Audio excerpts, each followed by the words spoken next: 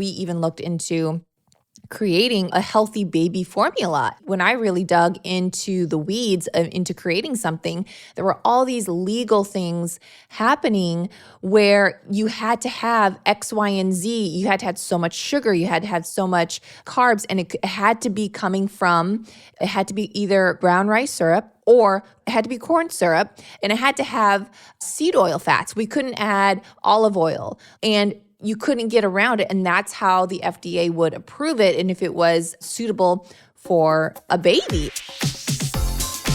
Hey guys, welcome back to the Digest This podcast. I'm your host, Bethany Cameron, and today I am joined by Dr. Richard Jacoby. He is a board-certified podiatrist, and he has over 20 years of experience with regenerative medicine, and he knows all the things. We are talking all about sugar today and the different types of sugar, and the root cause of so many different chronic issues could really be rooted back to sugar. We're talking about fruit sugar. Is it good? Is it bad? We're talking about brown rice syrup. Is that actually better than corn syrup? Why sugar is so addictive. We talk about how different chronic illnesses could just be simply reversed by eliminating sugar. And is sugar really worse than seed oils, or are seed oils worse? So we're just diving into it. We're talking about type 2 diabetes, Alzheimer's. We're talking about high cholesterol. Is there really good cholesterol? That's a question. Is there bad cholesterol? Is it all good? Is it all bad? So we just kind of go into the weeds. We have a really good conversation. I don't necessarily agree with the doctor on everything that he shares in this episode. I do want to emphasize that. However, I do welcome all different viewpoints on this podcast. And so I was happy to have him on and share his own viewpoint. And I just want to, again, emphasize that we all have our own viewpoints. And of course, he has his and his own research. And I appreciate that in trying to educate people. But again, we may not agree on everything, but it was a really good conversation and quite spicy, to be honest. So listen in to the very end. And I always appreciate you guys listening and joining in and just opening your mind to different possibilities. And with that said, let's get right into the podcast. Thank you so much, Dr. Jacoby, for coming on today's podcast. Well, thank you for having me. Yeah, so I like to start off, first of all, with my podcast with some rapid yes or no questions. So rapid fire questions, and these questions you can only answer yes or no to. There's about like 6 or 7. Are you ready? I'm sitting down. Okay. All right, first question. Only yes or no questions here. Is sugar worse than seed oils? Yes. Is sugar more addictive than drugs? Yes. Is sugar the root cause of gut issues? Yes. Wow. Are artificial sweeteners worse than sugar? Yes. Can diabetes be reversed by eliminating sugar? Yes. Okay, last question. Is sugar the main cause of neuropathy? Yes. Wow. Okay, so that's just a little insight to our listeners of what we may be talking about today. And these are really interesting answers, because a lot of people would never have guessed that sugar is causing so many different types of diseases and is the cause of so many different issues. All right, you guys. So I have been making these special gummies, and I have to give you the recipe. So get a pen and write this down. These gummies are so addicting, and all you need are 3 main ingredients. They're not only good for the gut, but they can also help aid in hair growth, immune function, skin health, and They taste like a creamy ice cream pop you literally can just pop in your mouth. And all this is from the colostrum I add. So if you haven't guessed by now, these are creamy colostrum milk gummies that literally are like a pillow in your mouth. You can add a touch of honey if you want, or keep them 100% sugar-free for all my keto and low-carb friends. I'm sure you guys have heard me talk about Armor Colostrum over and over by now, and for good reason.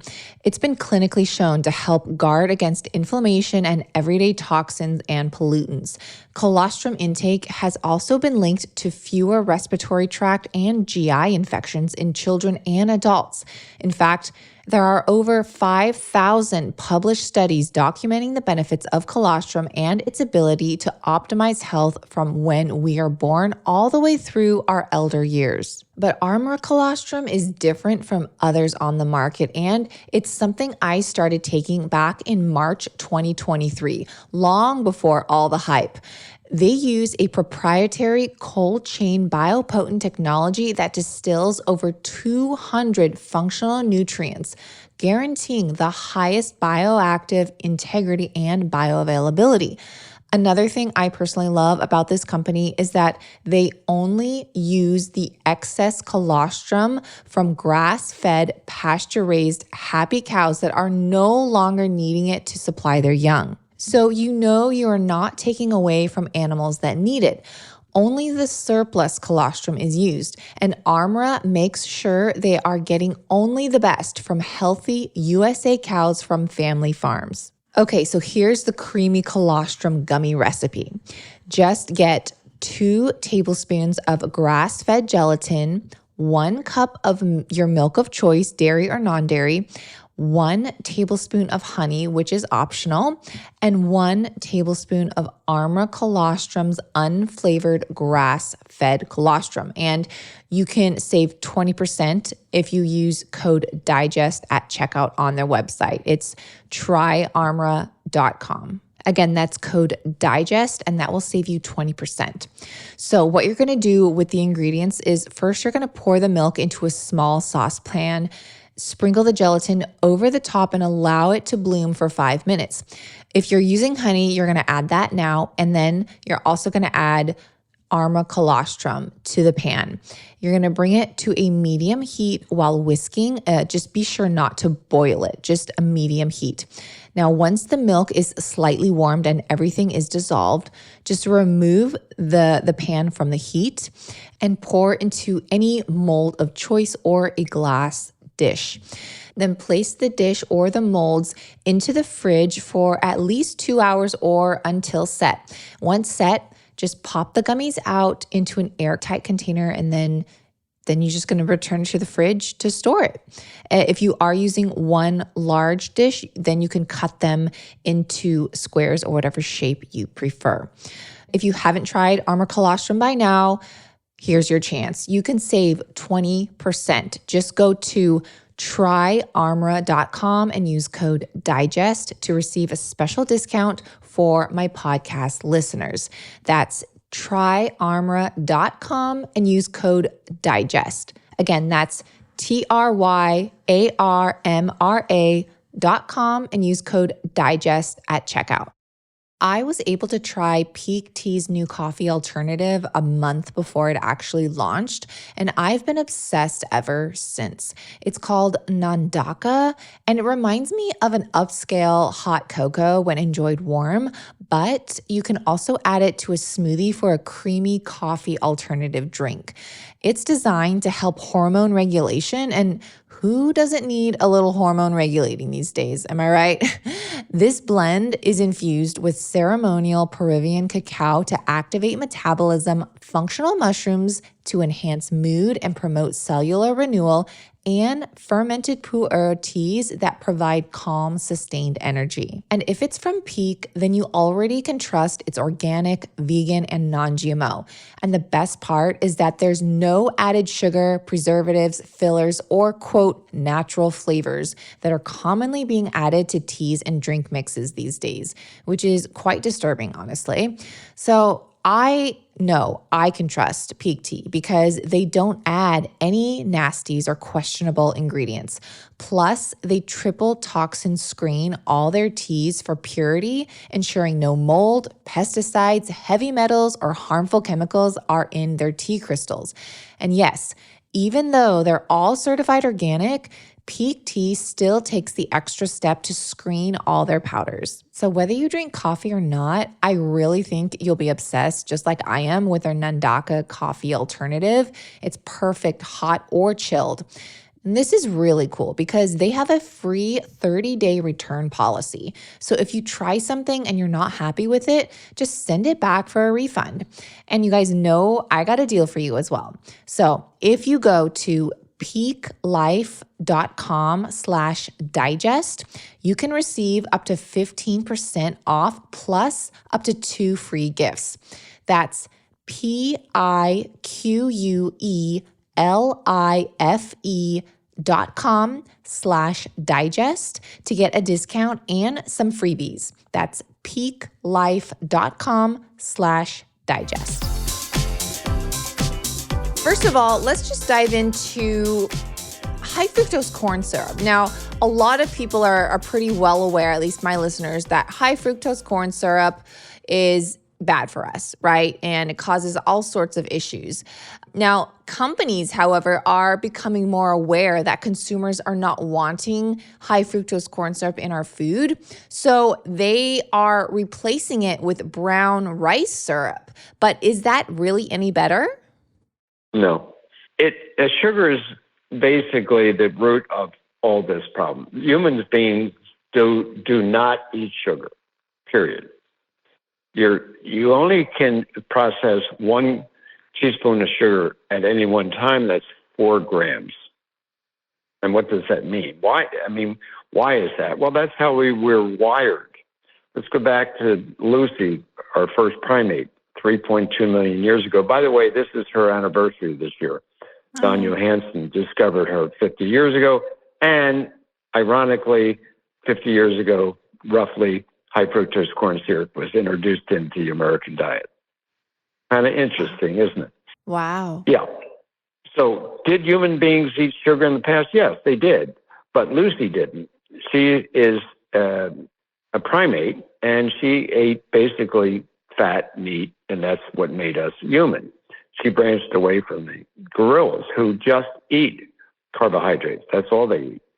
So we as humans, and there's a lot of controversy of evolution. I get that. I have my own opinions, but this is not the time to discuss that. Something happens to our genome about 200,000 years ago. We cannot process vitamin C. We don't have the gene. Everybody else does. And glucose is the substance you make vitamin C from. A lot of people don't know that. It's 2 carbons different. So bottom line is we are carnivores. That's who we are. That's what we've developed to be. And sugar is a poison to our system, to our genome. Now, brown molasses, that's really a sugar, and there is an arsenic problem. Sugar, high fructose corn syrup, really acts exactly like arsenic poisoning. So that knocks out our thiamine B1 vitamin. And so if you eat arsenic, there's a good paper out of Johns Hopkins years ago talking about that when you eat arsenic, and mainly through the water supply, which a lot of cities in the United States have that, Taiwan is probably the highest. But bottom line, it knocks out that B vitamin. That B vitamin, this is the biochemistry, it fails to allow the nerve to get proper nutrition, and that's the cause of neuropathy. Whether it's arsenic or sugar, same thing, same process, same biochemical pathway. So you have to go all the way through the Krebs cycle and over the uric acid cycle, all that kind of biochemistry, and look at it, and it's the mitochondria. Mitochondria is not producing ATP in sufficiency, and you're just slowly killing yourself. That's what it is. Arsenic is a slow death, and so is sugar. It's a slow death. It takes about 40 years. It ruins the nervous system. My thesis is that diabetic neuropathy of the legs is no different than carpal tunnel of the hand and arm. MS is another nerve, vagus nerve, Alzheimer's, which is the olfactory nerve, or ALS, which is the glossopharyngeal nerve. And they're all the same. They're nerves. They're attacked by sugar. And then we look at these symptoms as, oh, these are different diseases. No, they're not. They're all the same disease. It's sugar poisoning in a nutshell. Okay, so going back a little bit, you had said that neuropathy is caused by lack of nutrition, and lack of nutrition is stopped by sugar. Is that correct? No, the biochemistry of sugar causes a mechanical compression of the nerve. So there's three pathways, and that's a real detailed answer. But basically, if you don't get enough nitric oxide to the nerve, you're not going to get enough oxygen. And that end organ, doesn't matter what the end organ is, doesn't matter if it's your thumb or your toe or your olfactory nerve, your sense of smell, that organ is not going to function. So then you go, oh, wait a minute, Dr. Jacoby, this is a different disease. No, it's not. Same disease, same mechanism, different end organ. So like Alzheimer's, that's not a disease. That's a guy's name. He looked at, in the early 1900s, he noticed these people losing their memory and dementia, and he got his name on it. He was observing the process of the biochemistry I just talked about, didn't know that. Well, let's talk about Alzheimer's, because isn't that considered type 3 diabetes? Yeah, that to me, that's just a nonsense. So that's Perlmutter, who, by the way, was on the front of my book. I don't think he ever read my book, but he likes my book, or at least he put his name on it. Now, who is he? He's a great writer. He's a neurologist, and I would love to have that debate with him. He's calling dementia type 3. Well, that's true. Then all the other ones I just mentioned, that we have type 4, type 5, type 6, type 7, they're all the same. They're just end organs. He is just kind of coming to the conclusion that sugar is disrupting the neural network in the brain. That's what I said in Sugar Crush, 10 years ago. Mm-hmm. So we're making it too complicated. It's simple. Sugar's poison. That's what it is. So I guess the real question is, why is the U.S. government promoting and subsidizing high fructose corn syrup, and we're killing our people? It's the cause of cancer. You may know all these names, but Otto Warburg, he got the Nobel Prize for saying what I just said. Fructose is fermented. That's how it works. Cancer cells only can live on fermented food. So if you took the carbohydrates, any form of sugar, away from cancer cells, they die and you live. You feed them sugar, you die, and they live. It's that simple. I don't know if you know Thomas Seifert. He's got a good book on that, Metabolic Basis for Cancer. He explains it in detail. COVID, that was sugar. Viruses love sugar. That's how you die. 97% of all the people who died from COVID were diabetic. Yeah, that is quite interesting. They were diabetic, overweight. They had underlying issues for sure. And just from knowing, I've never had cancer, praise God, but a lot of gut issues, yeast overgrowth. I know that when I just go low carb, keto, all the yeast just goes away. The inflammation just goes down, and it's because the yeast and the candida, it's feeding off of carbs and sugar. Right. That's what they like to eat for dinner. Well, what about those people, though, that, for going back to Alzheimer's, what about other causes such as lack of essential nutrients, healthy fats, and protein? What do you say to those people that, maybe say, oh, well, I just didn't eat enough of these essential nutrients when I was younger, and so now maybe I'll get Alzheimer's? Or what about the people that claim, oh, it just runs in my family, and that person is considerably very healthy? Will they still get Alzheimer's? Or have they broke the chain by living a healthier lifestyle than their parents and grandparents? Well, let's unpack all that. See, we were taught, and I was taught this way as well, allopathically, that it's inevitable you're going to get diabetes because your parents had it, the genetic basis, cancer, the same thing. Well, that's not true. It's epigenetics. If you carried the alleles that code above the genome, let's talk about Alzheimer's, and you have those codings that you don't know about, and you're eating carbohydrates in abundance, and most people do, by the way. 90% of the American population is metabolically challenged. So it takes about 40 years for that process to work its way through your system. Now, in my thesis, and I know this is, I'm a committee of one on this, it causes compression of the nerve, physical compression of the nerve. That's how it works. And so, like, most people know carpal tunnel, the mechanism, I think. Okay. So carpal tunnel in the 1960s, okay, there were 12 reported cases in the literature. 12. I don't know what last year's numbers was, but it's well over 500,000 in the United States alone, surgeries for carpal tunnel. Now, do you think it's genetic? I think we have the same genes from, 3 million years ago. Well, what's the difference? 1974 high fructose corn syrup. If you come in contact with a foreign invader, which that is, then your genome will react.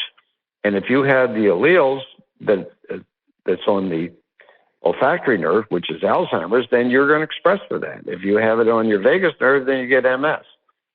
So, this is my theory. Let's go back to Dr. Perlmutter.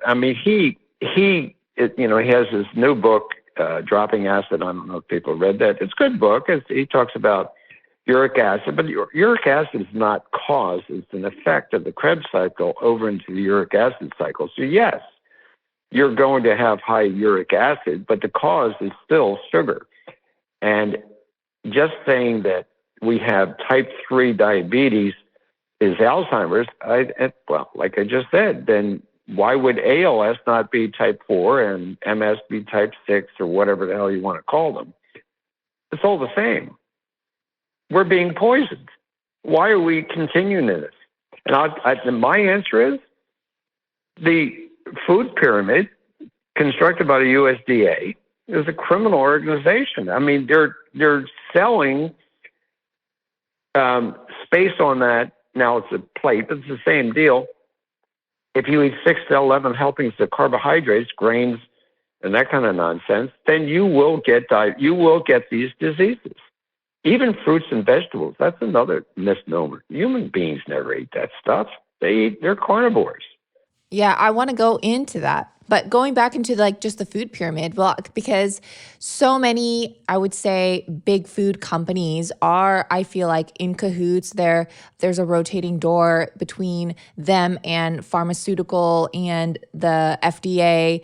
And I feel like they're all working together because, and some of them are maybe, co-owned by the same, company or people, like promoting all these grains and big food that provides grains, cereals, and et cetera.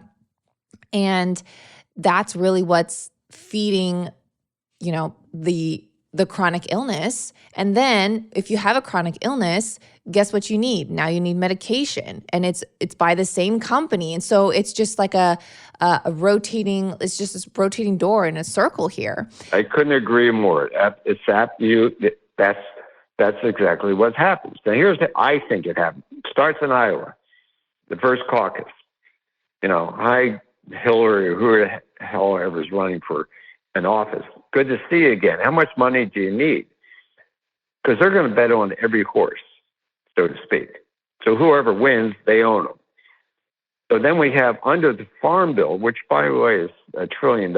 Underneath that is National Institute of Health. A lot of people don't know that. That's our science portion of it. So that money gets filtered down to the universities.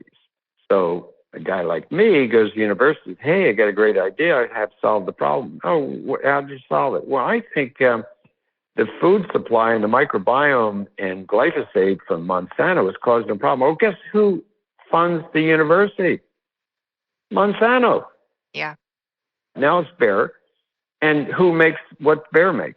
They make the medicines to counteract the effect of the poison they're producing. Yeah, Bayer aspirin. Right. So, they got many more than that. But the point is, the fix is in. So you can't get a grant, real science. I'm not a scientist, but I couldn't get a grant. They asked me, what do you think? And I told them that answer I just told you. Oh, yeah, that's really interesting. We'll get back to you. Then I find out that the university is funded by Monsanto. Now, you think they're going to give me money to prove them wrong? So that literature then goes into NIH. So then the good senators who pretend they don't know this is going on, they say, let me see the science. Well, Jacoby's paper's not in there, so he's a liar. No, he didn't fund me. By the way, Fauci makes that decision. Did you know that? No. The purse strings on that, yeah. Oh, yeah. So the whole thing is corrupt. And then you take your case to the Senate or the Congress. Well, they're bought by these people as well. So they're not going to get money to run for office, and that's their business of, running for office. It's all political when it comes down to it, I feel like. Well, it is political, and because we as citizens gave them the power to control us. It's our fault, not their fault. They're just capitalizing on our stupidity. I always say, because I'm still in practice, somebody comes in with Medicare and said, well, I do stem cells.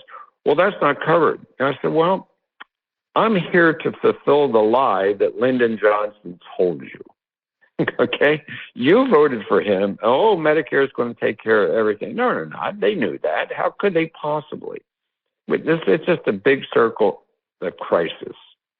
Yeah, well, and I feel like a lot of Americans today, yes, they're aware, okay, like a lot of sugar is bad, right? But I feel like there's a lack of education in what you just said. I remember when I was in grade school and I was taught the food pyramid. I know it's a plate now.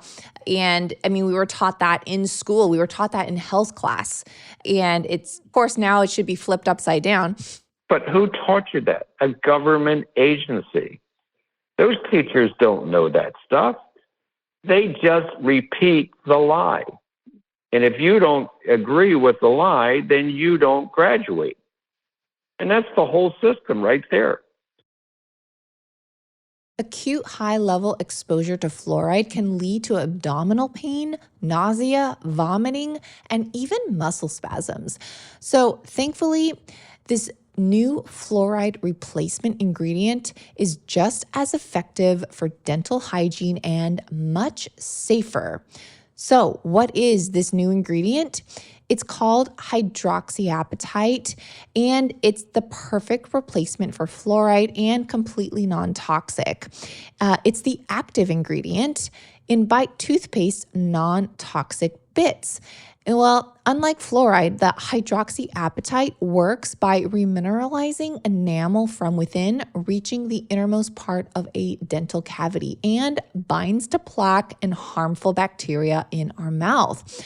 So, if you're brushing your teeth daily, and I really hope you are, that is a lot of exposure to chemicals that could potentially accumulate and take toll on your health if you are using a toothpaste with fluoride. Now, Bite toothpaste bits, these are what I highly recommend, and they've actually been in my household for like over 2 years now. My husband and I love brushing our teeth with them. We use their fluoride-free tablets. We also love their mouthwash, they're super convenient for traveling and just to keep in your purse just for a quick mouth refresher. Now, Bite also has a natural teeth whitening kit. So they have a full line of non-toxic products that I would highly suggest you guys check out for better oral health. And if you've been looking for a natural toothpaste without the paste, try Bite toothpaste tablets. Again, I cannot recommend these more highly. They come in glass jars too, which is really cool. So they're helping reduce plastic waste for the planet. So this is just all around really cool company. It's definitely worth a try. And if you, for whatever reason, don't like them, you can just cancel any time. So if you want to get 20% off your first order, just go to trybite.com/digest or use code DIGEST at checkout to claim this deal. That's TRYBITE.com/digest and use code DIGEST at checkout. And the lack of education, I think just people need to be more aware of the revolving door that all these big companies have between each other, because there really is an underlying, I think, motive here. And it's just basically all money driven, power driven to get people sick so that they rely on medications for life, because they don't want to really teach you the bare bones of just living a healthy lifestyle, right? And I want to kind of talk about sugar being addictive, because we did say that it actually is more addictive than drugs at the beginning of this podcast. And if you can get someone addicted to something that is going to plummet their health, then it's a win-win for them, really. And sugar is addictive. And why is that? Well, why is it addictive? Why is it addictive? Because it's a foreign substance to the human genome. So when you taste it, it tastes so good, makes you feel terrific because it's a drug. So sugar spikes your insulin, and that's why it's called a comfort food.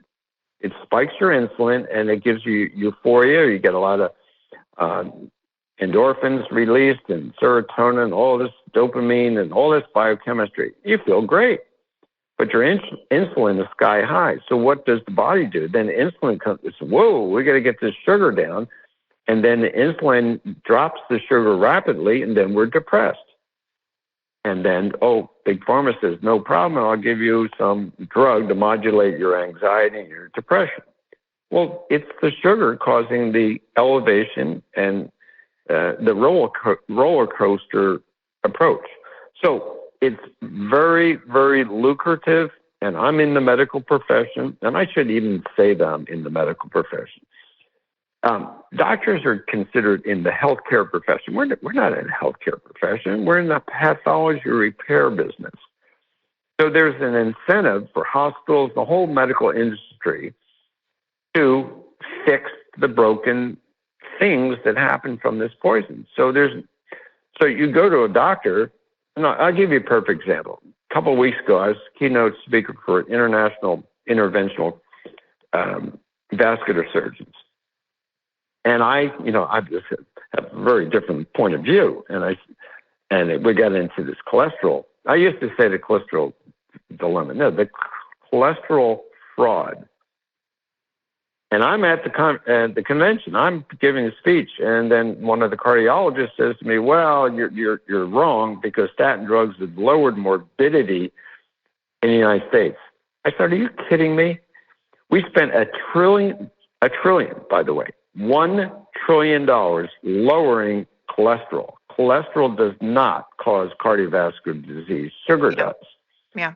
I asked that question to Dr. Cook, head of Stanford's metabolic division. He's a cardiologist by training. He's got a PhD in vascular biology. I asked him that question in 2004. "Dr. Cook, I'm confused about this." I wasn't, but this was his answer. "Sugar causes the endothelium, the lining of the blood vessel, to become inflamed. So the lining is like Teflon. It's very smooth. You eat sugar, it makes it like Velcro. Cholesterol goes to heal that inflammation. And that's the cause, sugar. You cannot stick fat to the vessel wall unless you have the glucose on the vessel wall. I'm going to give you a fundamental, that's why my new book is called Unglued. Do you know what the word glucose means? Glue, right? That's exactly right. It's a Greek word, to adhere, to stick together. It's glue. So if you eat sugar, then the smooth endothelium wall will become sticky, and the cholesterol will stick to it, and we call that plaque. So why would you lower cholesterol, which is a healing element? That's what its job is for. And spend $1 trillion of our taxpayer money on that nonsense when the real answer is sugar. Oh, but Dr. Jacoby, you don't understand. People love sugar. We got to give it to them. Well, I don't care if you eat sugar. The question I get asked, why is my leg falling off? Why do I have gangrene? I'm telling you the answer. Oh, well, that's not nice. I said, what do you mean it's not nice? You asked me why you have gangrene. Because you caused it yourself. So, no, I had a good diet. They always say this to me. They lean in and say, well, I have a good diet. I don't eat red meat. Well, that's why your leg is falling off. We're carnivores. Well, that's not true. The food pyramid says otherwise. Everybody knows eating fat and meat, red meat in particular, to raise your cholesterol. You're crazy. Really? Do you think this country is fat and sick or thin and healthy? You tell me. Well, you're absolutely right. And where, a lot of people are still concerned about cholesterol, and there's so many different types of cholesterol. There's good, there's bad, there's subcategories. No, there's not. That's You don't believe so? no, but you can divide it up into 800 particles. Cholesterol is good. The used up cholesterol goes, it's used as fuel for the heart muscle particularly, and then it goes back to the liver to be reprocessed. So there's no such thing as bad cholesterol and good cholesterol, you're saying? Well, let's put it this way. If you had gasoline in your car, to run your car, the gasoline is good, right? And the exhaust is the remnants of that. So it's spent fuel. So it's not causing the problem. That's the fundamental problem. It shouldn't even be discussed. Now they'll say, "Oh, well, there's familial hypercholesterolemia." Yeah, some people have that. And of course, they live the longest, by the way. I don't know if you know that. The higher your cholesterol, the longer you live. The higher your cholesterol, the higher your IQ, by the way. So maybe that's the underlying agenda. Lower your cholesterol and make this country just a bunch of morons, which they are if they follow that. Cholesterol has nothing to do with it. Nothing. It's sugar. And yet people are still buying medication to lower the cholesterol. Well, of course they are. That's where the money is. Ask any family. Well, I was just that's why I got attacked. I got attacked on that issue. They don't tell the patient don't eat sugar. They just say lower your cholesterol because you had a heart attack or peripheral vascular disease, whatever it is. They're in the business of cleaning out arteries. That's what the business is. Not to tell you not to eat sugar. Now, I get attacked on this, but I'm not there to answer any other question than you're asking me what causes the problem, sugar. And well, a lot of people are now so addicted to sugar that, let's just say you're born, you're a baby, and you were never introduced to sugar, then you would never be addicted. But so many children now, even as young as 2, have fatty liver disease, and that's caused by just an early exposure to sugary drinks, foods, whatever. And maybe they're even less than 2 years old, but that was just the last research that I found was, 2 years old, they have fatty liver disease already. Yeah, well, that's exactly true. So we had this problem last year with the formula shortage. That was like a national crisis. People need to wake up. They're being deceived. We have an election coming up. You won't see this debated. They're going to debate the same crap that we've been debating forever. It just needs to be brought out in a very simple function. Now, back to Dr. Perlmutter, I do like him. It's not like I don't like him, but he and every other person in this field, my field, makes it so complicated. Like Gary Taubes, love his book, but he's got 650 pages. Never comes down to it's sugar. It's period. I mean, I don't know if you know Stephanie. I worked with half of these people. Stephanie Senup, she wrote Toxic Legacy. She's the one that taught me on the issues with glyphosate. But you read her book, and if you're not interested in biochemistry, this is a difficult book to read. Perlmutter's on the front of that book as well. He's on the front of everybody's book. I need a conversation with him. He's making it too complicated. Everybody's making it too complicated. It's not that complicated. It's very complex. It's sugar. Now, I do have a few questions, but before I go into, I want to talk about fruit for a second. But before we do that, you did mention the baby formula shortage, which I do want to just emphasize. Now, I do remember that. I'm sure everyone listening does as well, where, no one could find baby formula. And first of all, not everyone, can breastfeed. Maybe they adopted a child, or maybe they just, couldn't, for whatever the case may have been. And so it was quite unfortunate for people that couldn't get formula because, like I said, maybe they couldn't physically breastfeed. And I know just from, I have my own supplement line, and we even looked into creating a healthy alternative, a healthy baby formula. And when I really dug into the weeds into creating something, there were all these legal things happening where you had to have X, Y, and Z. You had to have so much sugar. You had to have so much carbs, and it had to be coming from, and these were the options. It had to be either brown rice syrup or corn syrup. It had to be corn syrup. It had to have certain fats, and it had to have seed oil fats. We couldn't add olive oil. Like, we couldn't add, you know what I mean? It had to be like seed oils or vegetable oil or something like that.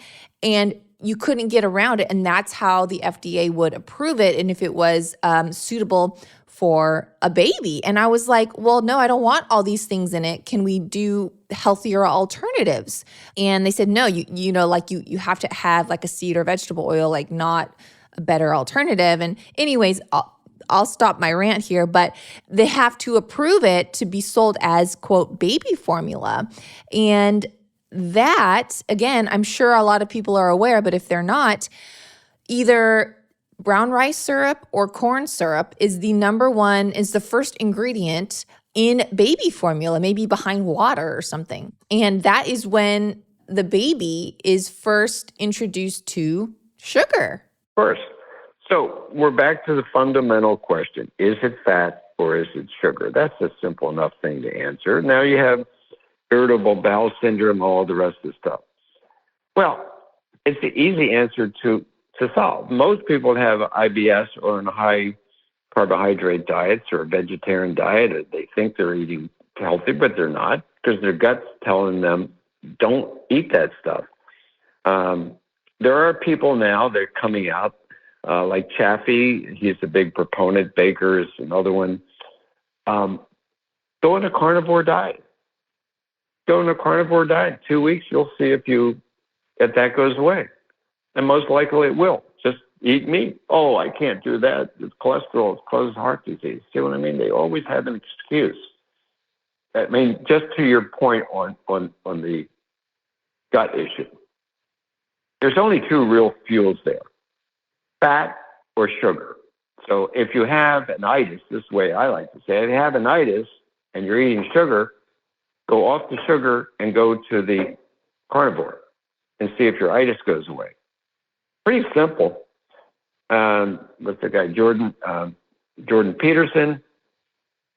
He's a big speaker in this thing. He did carnivore. He was on Joe Rogan. Everybody does, I shouldn't say everybody, but most people who adopt that, who are inflamed, instantly get better. Instantly. It's the easiest thing to do. But there's no money in that. You just said Big Pharma and Big Pharming through the FDA made this law that you have to put that stuff in. So that's where we go back to peer reviewed, see? Because they peer reviewed. And I've been subjected to this. Well, it's not peer reviewed. Well, do you think the Vatican in the 1400s, when you went to the Vatican and say, hey, I think there's another universe out there? Oh, my God. All the monks there said that's not true. So we're going to beat you up and kill you. Well, they did. That guy's name was Giordani Bruno, because that's what he said. And he went to the peer review. Of course, peer review is going to be biased against any new idea. Why would they not be? That's the FDA. That's the USDA. It's every government agency. They sit there pompously pretending that they're protecting us. They're not protecting us. They're protecting themselves. They got nice, cushy jobs, and it's going to be very difficult to get them out of those jobs. I don't think we can do it. Just take responsibility for yourself. Change your diet. See if you get better. If you don't, then maybe you got some rare thing going on. But 90% of it is probably what I just said. Now, what's your opinion on fruit sugar? It's sugar. So we shouldn't be eating fruit? At all, unless you want to get fat, because that's what it's for. Read Richard Johnson's book.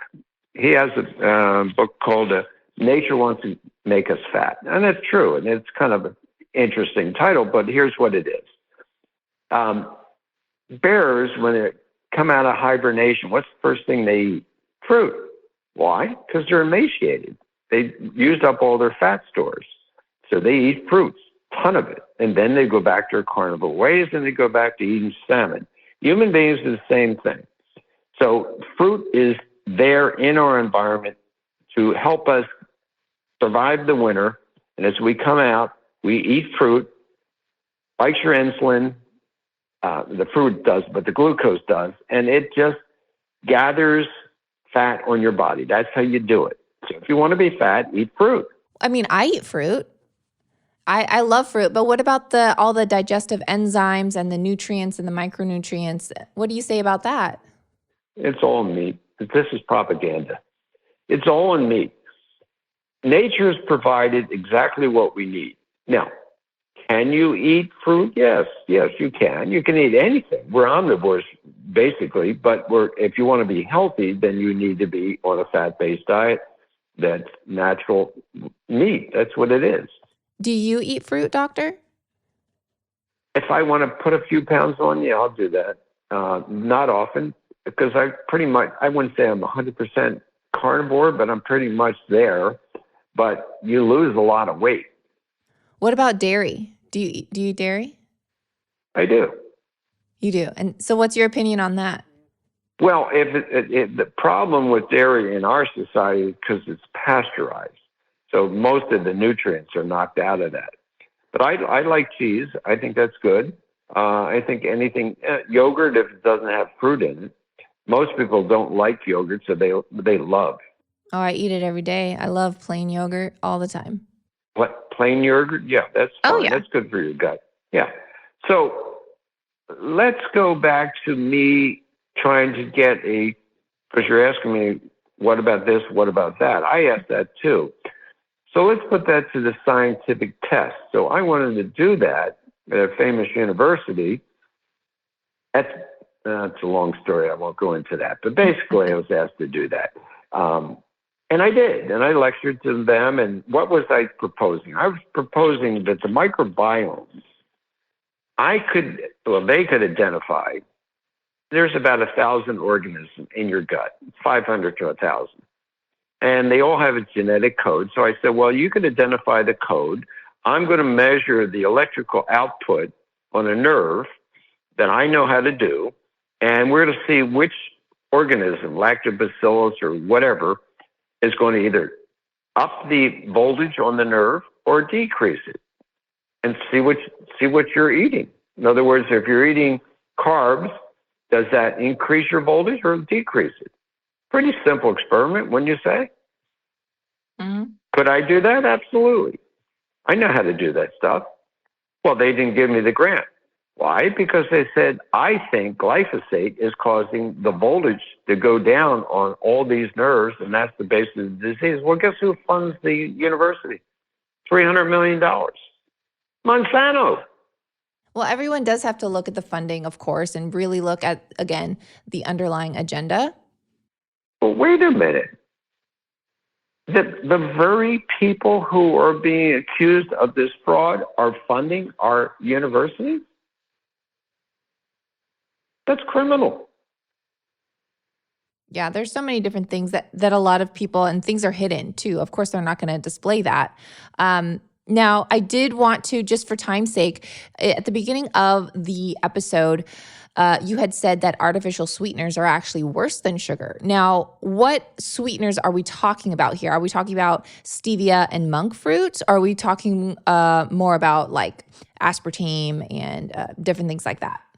Yeah, aspartame and those type of things, they are artificial. They're actually sugars that have been cleaved with formaldehyde to remove the sweetness, but they're basically a sugar molecule.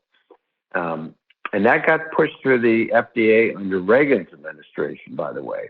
It's interesting that, aspartame is still FDA approved and it's still being put in our food, but yet sugar, it's like almost like sugar should be, kind of banned, and aspartame is the go-to, right? Where it should be really flipped. But what's worse and what's causing a lot of health issues are these artificial and chemical laden sweeteners. And I would even argue that stevia and monk fruit and all these other, quote, natural sweeteners that are 0 calories, erythritol and all these things, allulose, they're causing so many gut issues because they're not really even in their natural state. They're just sugar alcohols. Right. Well, I think that the problem could be solved if every human being, every citizen paid for their own items. And what I mean by that is, eat what you want. I don't care what you eat. But be responsible for your problem. But in our society, we have Medicare, and you can do whatever you want, and then you go to Medicare and get all these drugs. So there's no stop on this. So there's no incentive for anybody to stop this madness. Now, if that's all you ate is Twinkies or whatever the hell you want to eat, and you had to pay for all the medical bills of that, well, you couldn't afford it. You'd probably die or stop eating the poison. It's your decision.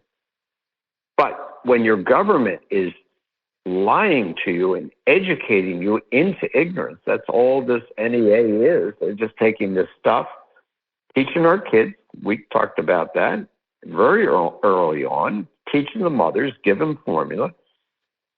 All the incentives are directed to eat more of this. Now, when I say poison, it is a poison, actual poison, but it's delicious.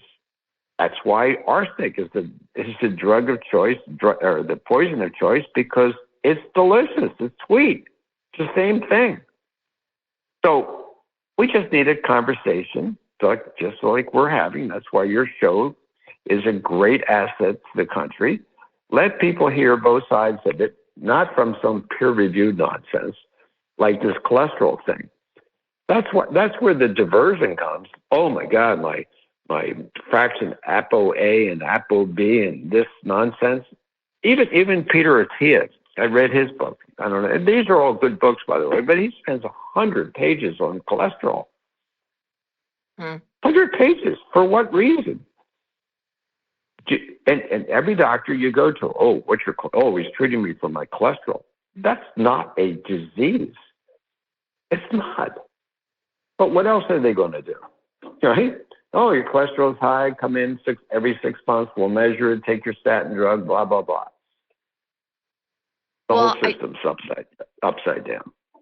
I did want to go back to the arsenic topic just for a second because you did bring that up again, and regarding arsenic in high fructose corn syrup and brown rice syrup. Now, is there more in one than the other? Is there more arsenic in high fructose corn syrup? Don't know the answer to that. Most of the arsenic in our environment is coming from our water supplies. So I do know that arsenic is high in Taiwan. And the only reason I know that because I used to teach in Taiwan. And you know why I was there teaching? This is 1981. Surgeon General, Dr. Luke Chu, asked me to go there and figure out why they had diabetes.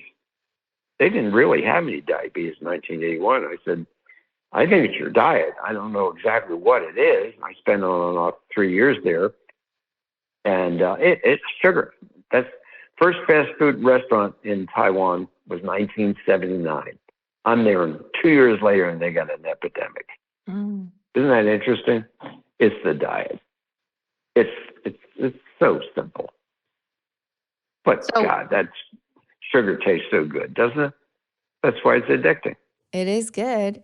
You know, I appreciate all your work that you're doing out there and trying to educate. And I really feel like we're just lacking the education and knowledge, because I think that a lot of people do want to be better, do better, be healthier, but they are just lacking the education and misled.